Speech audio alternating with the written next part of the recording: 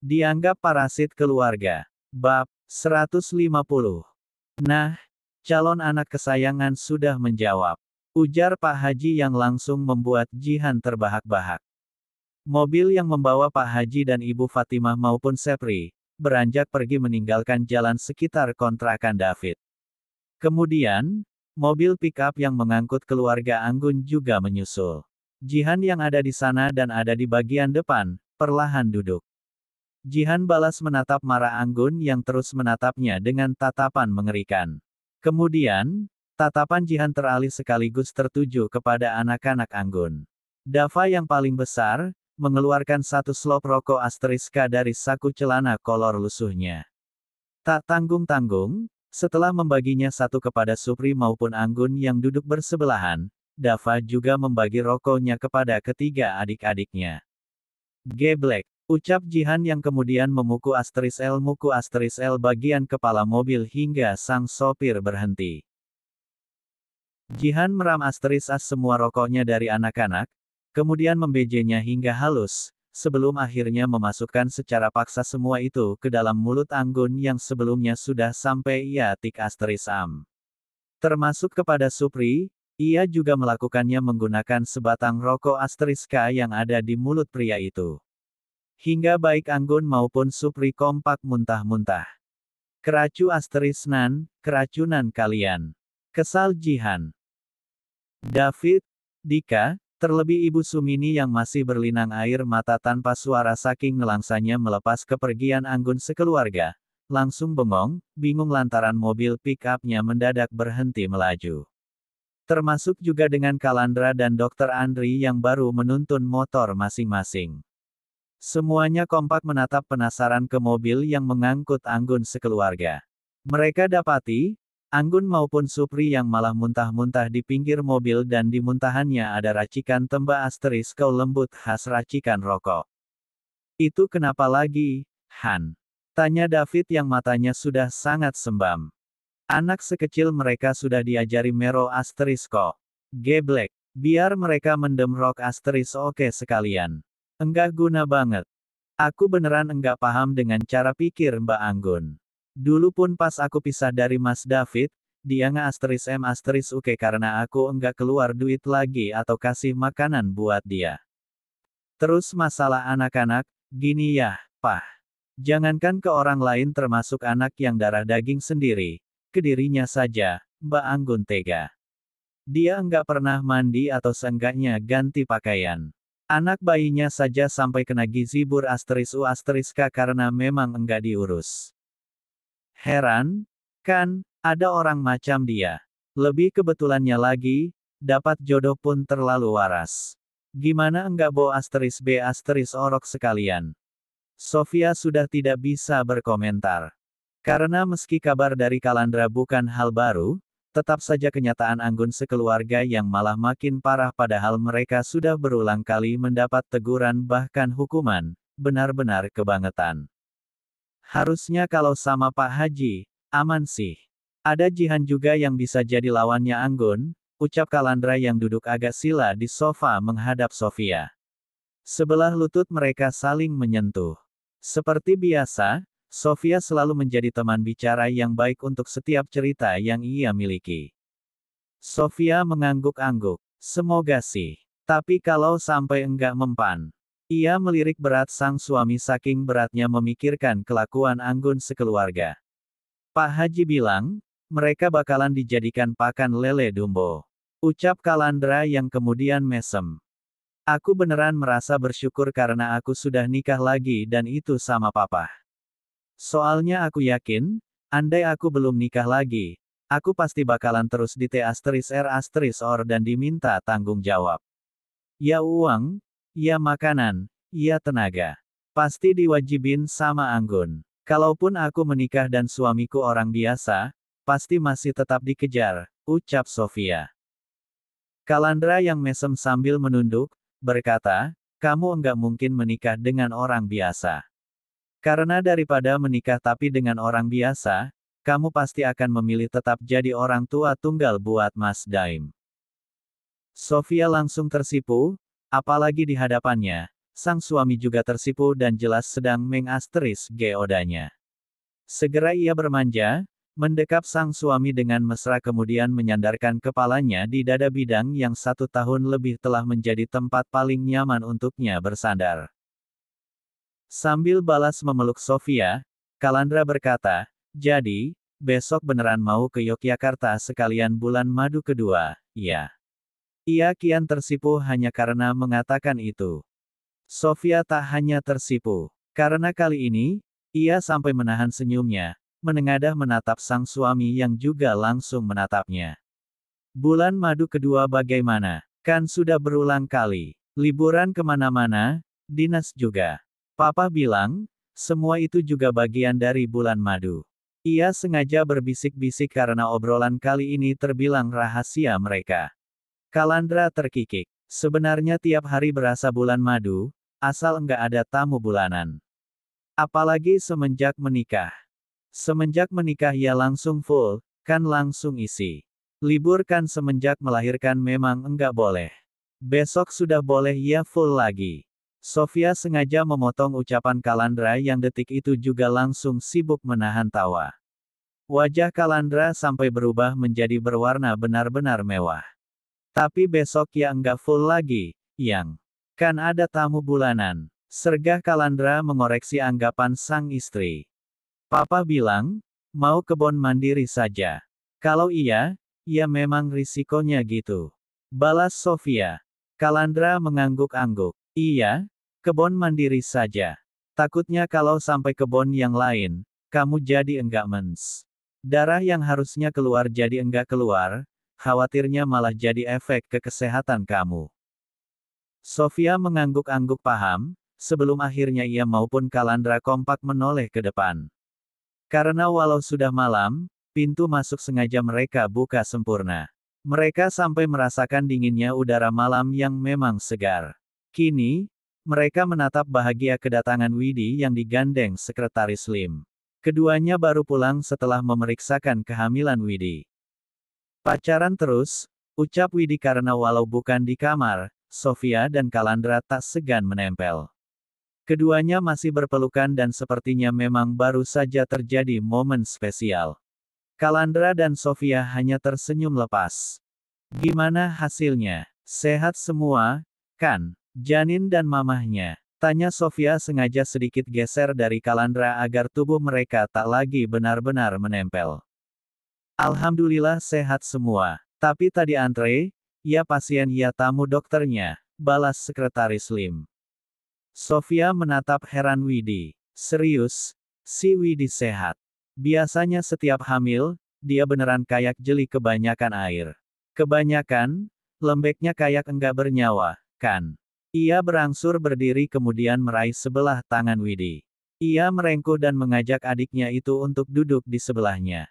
Hamil yang sekarang, aku memang merasa sehat. Dari tadi pusing mual pun, sepertinya memang efek map *U*K perjalanan. Setelah dikerokin dan hasilnya merah sampai hitam, rasanya ya enteng kayak orang sehat, jelas Widi yang kemudian tersenyum pada sang suami yang duduk di sofa tunggal sebelahnya. Beda suam beda rasa. Sama suami yang sekarang sehat karena memang suami yang sekarang waras. Alasan dulu-dulu sakit kena mental kan karena suami kalian kurang waras. Komentar Kalandra sembari membuka tutup stoples nastarnya. Widi yang sempat tak bisa berkata-kata karena syok, refleks tertawa. Ia tak hanya menertawakan Sofia karena ia juga menertawakan dirinya sendiri. Karena seperti yang Kalandra katakan, Widi dan Sofia memang korban suami kurang waras. Di sebelahnya, Sofia juga menjadi sibuk menahan tawa. Insya Allah, hamil sekarang bakalan sehat terus. Komentar Sekretaris Lim yang ikut tertawa karena ucapan Kalandra. Amin. Ketiga orang yang bersama Sekretaris Lim termasuk itu Widi, kompak mengaminkan ucapan yang juga bagian doa, dari Sekretaris Lim. Duh, suasana gini enaknya makan rujak apa pecel. Pah, besok menunya pecel lontong sama mendoan dan kawan-kawan, ya. Usul Sofia bersemangat. Kalandra yang tengah mengunyah nastar di dalam mulutnya, segera mengangguk-angguk sambil tersenyum riang. Ia bahkan sampai memberikan kedua jempolnya kepada sang istri. Widi menatap manja sang suami. Sayang, ini sebenarnya yang hamil aku, apa Mbak Sofia sih? Kedua makanan itu kan, ibarat makanan wajib orang ngidam. Sekretaris Lim menahan tawanya. Kamu mau? Iya, balas Widi benar-benar manja. Ah, kamu klamit. Paling aji mumpung kalau hamil apa-apa dimaui. Ledek Sofia yang kemudian tertawa diikuti pula oleh Kalandra. Kalian tahu, klamit, artinya apa? Di tempatku yang juga tempat cerita ini berlangsung, klamit artinya apa-apa pengin. Tawa Kalandra dan Sofia, makin tak terkendali karena Widi sengaja pamer kemesraan kepada mereka. Widi beranjak berdiri kemudian duduk di pangkuan sang suami. Layaknya anak kucing yang sedang sedih sekaligus ingin dimanja, Widi meringkuk di dada Sekretaris Lim. Ayo kita cari pecel sama rujak keluar, bujuk Sekretaris Lim penuh perhatian sembari menimang Widi layaknya memperlakukan bayi. Sofia langsung terkikik jahil bersama sang suami, walau pada akhirnya, ia yang turun tangan membuatkan pecel untuk Widi sekalian yang lainnya. Suasana lebaran begini, biasanya jarang banget yang dagang. Kalaupun ada, pasti laris banget. Semacam pecel pasti cepat ludes, soalnya kalau di kampung kebanyakan malah jualan mie ayam sama bakso. Lim, kamu sama Mas Kala, petik jambu air sama belimbing di depan rumah makan, iya. Ucap Sofia sambil bergegas berdiri dan siap ke dapur untuk menyiapkan pecelnya. Kalandra dan Sekretaris Lim langsung bertukar tatapan.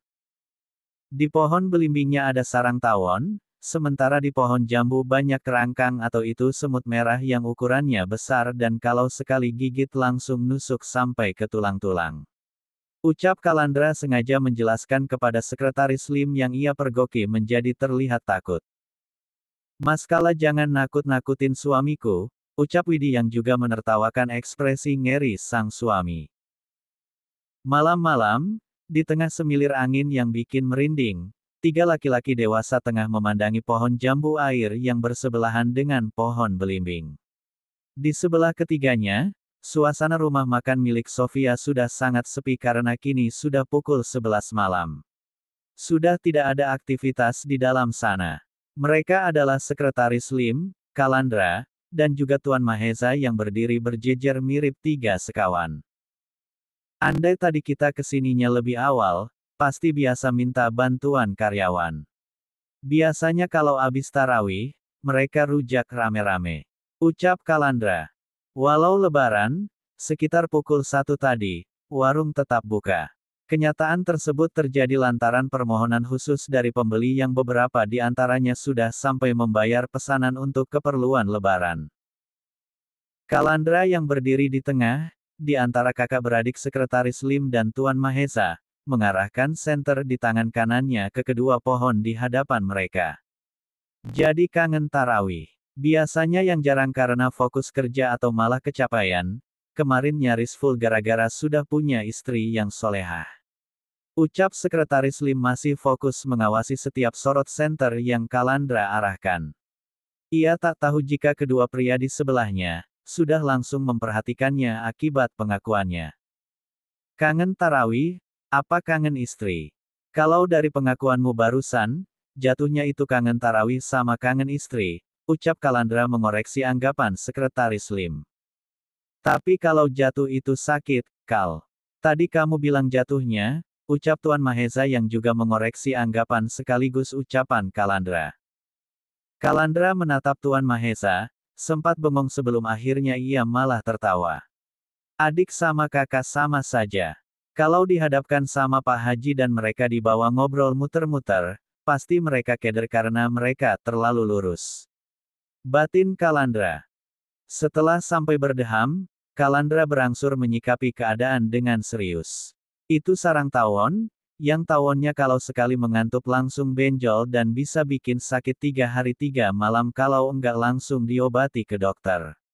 Nah, itu semut merah raksasa yang orang sini sebut kerang-kerang dan kalau gigit langsung menancap susah dicabut mirip orang yang telanjur bucin.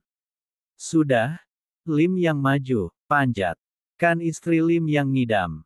Aku di sini bantu doa sambil arahin senter ke pohon. Ucap Kalandra berbisik-bisik sambil terus mengarahkan senternya ke pohon. Mendengar informasi dari Kalandra yang malah lebih mirip dengan menakut-nakuti, Sekretaris Lim dan Tuan Mahesa, refleks saling menoleh. Lagi-lagi keduanya tegang bahkan takut. Lebih takut lagi karena senter Kalandra mendadak mati efek kehabisan daya. Oalah aku lupa cas senternya. Dayanya pasti habis setelah semalaman buat main Mas Daim ngikutin orang takbiran. Ucap Kalandra sambil mengawasi senter berwarna hitam dan ada stiker Upin dan Ipin kesayangan Daim. Bahkan Daim juga yang menempelkan stiker tersebut di sana. Ya sudah, Koko kan kakak aku, ayo kita panjat rame-rame. Gotong royong. Sekalian buat Aleya kan juga lagi hamil. Ajak Sekretaris Lim cari aman. Mendengar ucapan Sekretaris Lim barusan, Kalandra yang menunduk dan perlahan membungkuk sebenarnya sedang menahan tawa. Asli, pria-pria, lurus ini beneran gokil. Kakak adik sama saja. Padahal tuh sarang tawon, tinggal sisa kemarin saja. Logikanya, kalau karyawan saja sudah biasa metik buat rujak, masa ia seseram yang aku kabarkan. Sekelas Pak Haji saja sering makan jambu sama belimbingnya di pohon langsung. Paling cuma digigit kerangkang dikit. Batin Kalandra. Ya sudah, ayo cepat. Hati-hati saja, takutnya malah istri kita enggak sabar, terus datang dan mereka nekat manjat sendiri.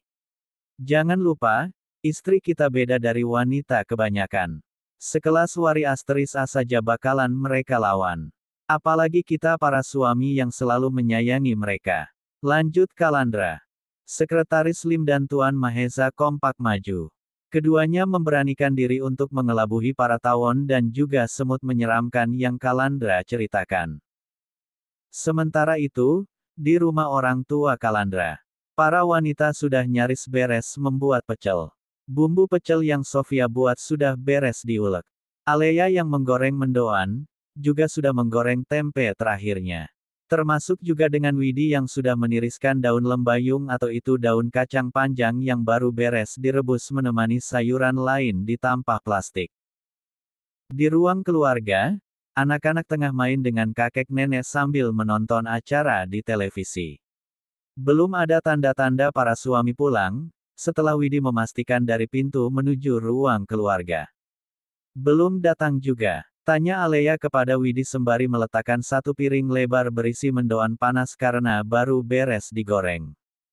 Masa iya harus disusul? Ini aku mau bikin bumbu rujaknya, ucap Sofia masih duduk di lantai dan baru saja beres memindahkan bumbu pecel buatannya ke dalam kotak. Sudah 1 jam lebih padahal, iya. Ucap Widi sembari mencicip rebusan kacang panjangnya. Kalau Pak Haji, aku maklum karena dia sudah terbiasa kelengean buat cari janda. Lah, suami kita, ujar Sofia. Harusnya mereka baik-baik saja, ucap Aleya. Tanpa direncanakan, ketiganya yang kompak diam juga kompak bertukar tatapan. Membuat suasana di sana menjadi hening, hingga ketiganya mendengar suara Ciko dan Daim yang kompak memanggil papa mereka.